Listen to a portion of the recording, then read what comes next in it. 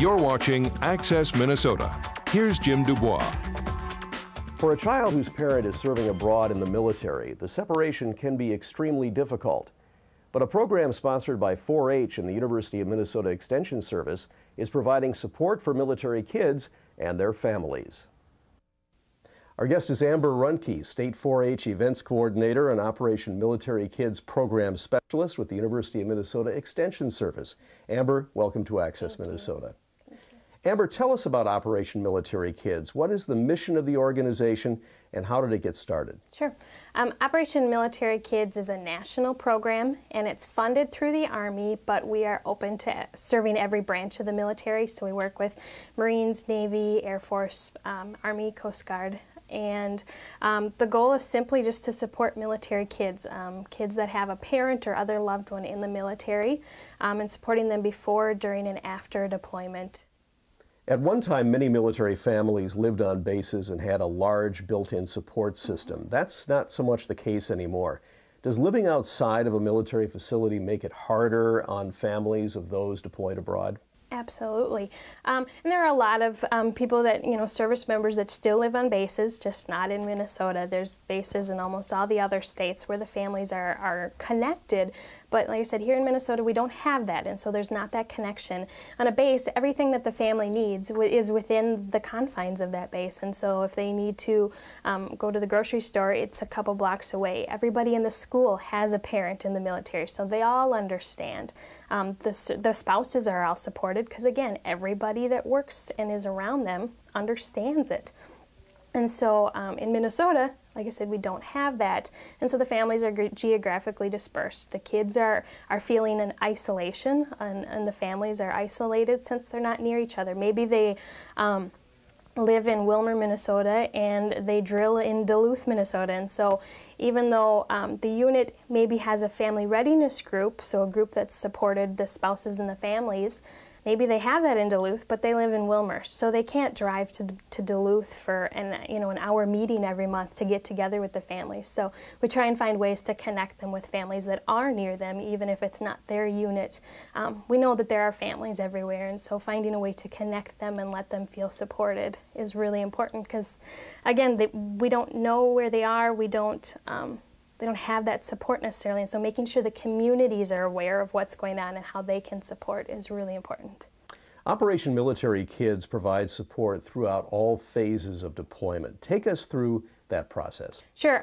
As I said, Operation Military Kids does before, during, and after a deployment. So it starts out with the service member and the families finding out that a deployment is coming up, and so how do they prepare for that? How do they tell their kids about the deployment and just prepare for how they're going to handle that as a family? Maybe letting teachers know, other family members know, figure out what the plan is going to be for the family to keep them going strong.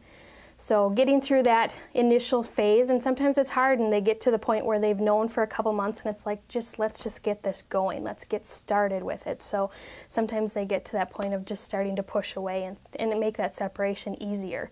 So this kind of pre-deployment, and then once it initially happens and the parent deploys, it's challenging. They have to find a way to make the family work. Maybe it's a single family, single parent family, and so the kids have to go live with grandma and grandpa, or somebody has to come live with them. So there's all sorts of different dynamics that can happen. So the kids will have to adjust, and the whole family has to adjust and renegotiate their roles. Who's going to do, take out the trash, or who's going to help get the kids to soccer practice. And so finding ways to make the family work and run while missing the service member is really challenging. And so kids might struggle in school trying to keep their grades up. Homework might be a really hard time because that's when it's quiet and they have to sit and think about, where's mom and dad, or what are they doing right now? Do they miss me? Are they in trouble? Are they okay? And so it can be a really hard time. Or maybe,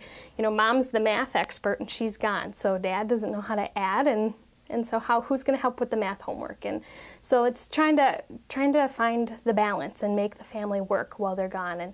And sometimes the service member, depending where they are, can call home or can email frequently, and sometimes they can't. So it's always that constant unknown. School can be really hard, and the kids talking and not knowing and saying things wrong, and same with teachers. Maybe they don't understand, or if they don't know what's going on, you know, maybe it's a civics class and the homework is to watch the news every night and report back on it in the morning. Well, maybe that's their barrier. They don't want to watch the news because they don't want to see what's going on overseas.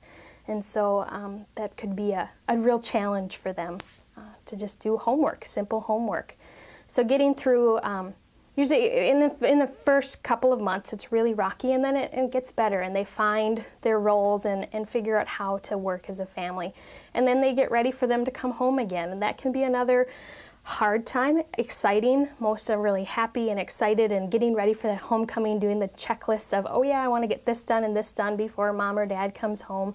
And so they'll go through that phase of getting ready, and then they finally come home. And again, it's exciting, but there's challenges that come with it too. How do I communicate with this person that I've talked to on the phone once in a while for the last year, but now we're sitting face to face at the dinner table? How do we talk again and communicate? Or how come dad won't come to my football game? Well, he doesn't like the loud noises and the crowds. And so how do you explain that to the kids and get them to understand this reintegration phase can be really hard for the kids and for the parents, the service members and the spouses, because it's just, you don't know. Everybody's lived their own life separate for a year, running parallel, and now they're back together, and it can be really hard to fit back together and finding that new normal.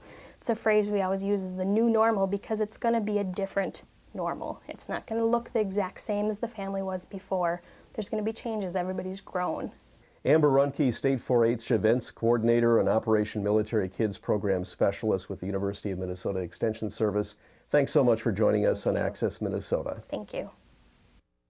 When Access Minnesota returns, a look at how the University of Minnesota's Brain Sciences Center at the Minneapolis VA Medical Center is giving hope to soldiers suffering from post-traumatic stress disorder. Access Minnesota will return after these messages.